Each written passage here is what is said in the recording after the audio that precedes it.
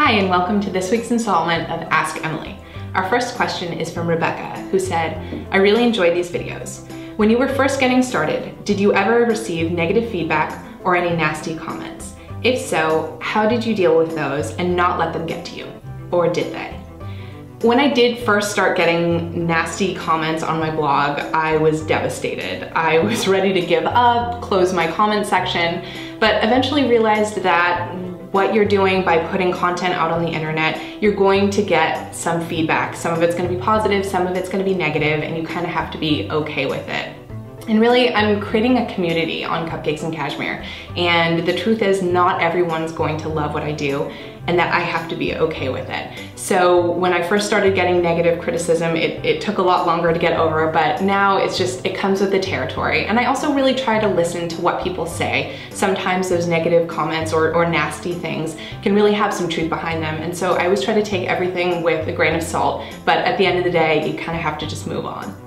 This next question is from Nina, who asked, Hey Emily, I would like to know if you have any tips for wearing high heels to avoid blistered or bruised feet.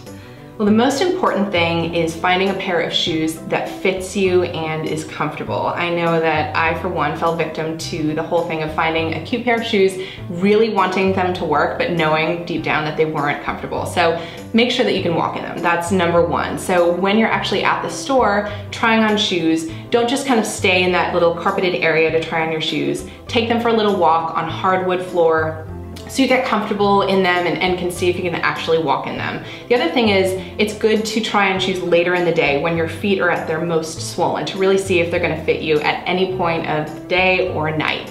And then lastly, when you are going to be wearing your shoes, don't wear them to a place that you know you're gonna be walking a ton. Start slowly and always bring some Band-Aids. This question is from Rachel, who asked, how do you structure your day so that you maximize every minute? Well, I think to start, it's important to know that it's really impossible to maximize every minute. So kind of once you get that idea in your head, you won't be as stressed as really making sure that you're on top of everything.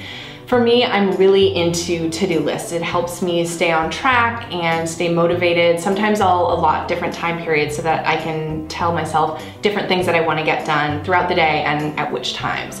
But it also really helps when you narrow down your priorities. There was a period of time where I had so much on my plate that I had these to-do lists that were like pages and pages long. And one of my friends gave me really good advice, and she said to really only have 2 priorities of things that you want to get done throughout the day. And so having that in mind really kind of helps set the structure for everything else. I hope this helps.